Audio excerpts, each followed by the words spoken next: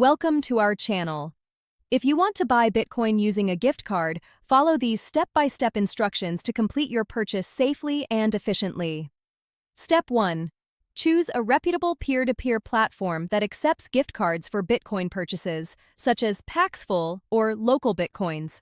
Create an account and complete the verification process. Step 2. Navigate to the Buy section and filter payment methods to show gift card options. Select your specific gift card type from the available list. Step 3.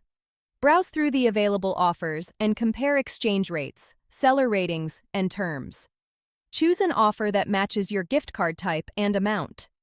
Step 4. Initiate the trade by clicking the Buy button. Follow the seller's instructions carefully regarding how to submit your gift card details securely. Step 5. Upload clear photos of your gift card, including the card number and PIN if required.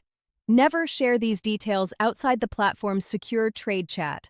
Step 6. Wait for the seller to verify your gift card and confirm the transaction. This process typically takes 10 to 30 minutes depending on the seller's response time. Step 7. Once the seller confirms, the Bitcoin will be released from escrow to your platform wallet. You can then transfer it to your personal wallet for safekeeping. Don't forget to like this video and subscribe to our channel.